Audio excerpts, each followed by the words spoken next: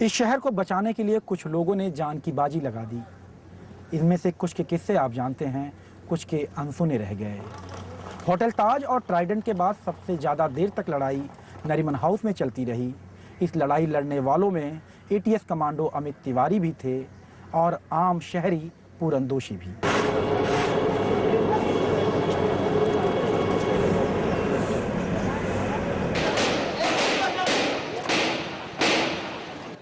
ये जाबाज नरीमन हाउस के अंदर के लोगों को बचाने में जुटे थे कई घंटों तक लगातार।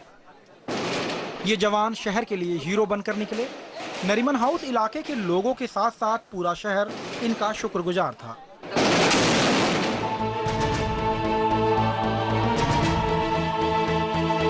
लेकिन ये जवान कुछ और लोगों के। अच्छा, आप लोग उस बिल्डिंग में गए थे? पीछे वाले वो पीछे ग्रीन वाली है ना? हाँ। ग्रीन वाले के टेरेस पे गए थे। पूरन दोषी नरीमन हाउस कमांडो ऑपरेशन के दौरान किसी कमांडो से कम नहीं थे। अपने साथियों के साथ वो लगातार 3 दिन तक नरीमन हाउस के पास डटे रहे। ऑपरेशन के दौरान किसी भी कमांडो को किसी भी चीज की जरूरत होती थी तो पूरन और उसके साथी उसे हाजिर करने में जुट जाते थे। पूरन दोषी का घर नरीमन हाउस के पास है। ऑपरेशन में जुटे कमांडोज के अलावा पूरन दोषी इलाके के लोगों के लिए भी फिक्रमंद थे। सोच में डूबे थे कि अगर आतंकवादियों ने लगातार ग्रेनेड से आस पड़ोस की जर्जर इमारतों पर हमला किया तो एक दूसरे से सटी इमारतें भी गिर जाएंगी। लेकिन काम पर जुटे कमांडोज को देखकर ये फिक्र कहीं छूट जाती थी। पूरन दौड़ पड़ते थे घायल कमांडो को फर्स्ट एड पहुंचाने या फिर उनके लिए कुछ खाने पीने का सामान जुगाड़ने। वो जब फायर ब्रिगेड की टॉर्च आई तो पता चला ग्रेनेड एकदम बॉडी के बाजू में ही थे। तो इस तरीके का था, बट ओवरऑल ठीक है, तकदीर था। किसी को कुछ ज़्यादा लगी नहीं। यहाँ पे जो इन्वॉल्व हुए थे उसके अंदर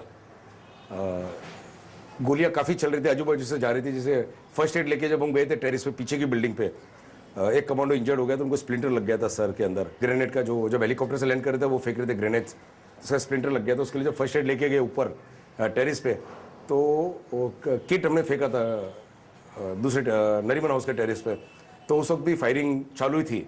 बट ये था कि हम लोग प्रोफेशनल्स हैं तो हम लोग रियलाइज नहीं कर रहे थे कि अपने बाजू से बुलेट जा रहे हैं। तो कमांडो ने कहा भाई तुम नीचे बैठ जाओ वरना बुलेट लग जाएगी तुमको। नरीमन हाउस के कुछ और हीरो मुंबई के लिए अनजाने रह गए, लेकिन उनके अपने शहर ने उन्हें सराखों पर बिठाया। 25 साल के अमित तिवारी उन्हीं लोगों में से एक हैं। अमित एंटी टेररिस्ट स्क्वाड के कमांडो हैं। एनएसजी के कमांडोज के मोर्चा संभालने से पहले नरीमन हाउस में अमित और उनकी टीम ही आतंकवादियों से लोहा ले रही थी। एनएसजी के ऑपरेशन के दौरान भी उन्होंने अपने साथियों के साथ एनएसजी कमांडोज को कवर पोजीशन दिया। नरीमन हाउस से जब नन्हे मोशे को बाहर निकाला गया तब भी अमित के मजबूत हाथों में फूलों की तरह नन्हा मोशा था। खुशी तो इस बात की हुई कि छोटा बच्चा जो था उसकी हमने जान बचाई, कि कुछ लोगों को निकालने में हम लोग सक्सेसफुल हुए। दुख इस बात का भी हुआ कि उस जो बच्चा था उसके दोनों माँ बाप को आतंकवादियों ने मार दिया था। पूरी लड़ाई के बाद अमित अब अपने परिवार के बीच अपने शहर में हैं, लेकिन ऑपरेशन नरीमन हाउस की यादें आज भी जेहन से नहीं जाती। अमित उन लम्हों को कभी नहीं भूल पाएंगे जब उन्हें और उनके साथियों को नरीमन हाउस बुलाया गया था। ऑपरेशन के दौरान अमित की गोली से एक आतंकी घायल भी हुआ था। तो 3 कमांडो इस साइड से थे, 2 कमांडो दूसरी ऊंची बिल्डिंग से वॉच रख रहे थे आतंकवादियों के ऊपर। और सुबह 7 बजे हमने पहला फायर किया जिसमें एक आतंकवादी मेरी गोली से घायल हो गया। और बाद में 11 बजे के करीब में 2 हॉस्टेज जो थे अंदर, मोशे और उसकी आया, उसको हमने बाहर निकाला। हालांकि इस जाबाज को एक गम हमेशा सीलता रहेगा कि सभी लोगों को ना बचा पाने और लड़ाई में अपने कुछ बहादुर साथियों को खोने का।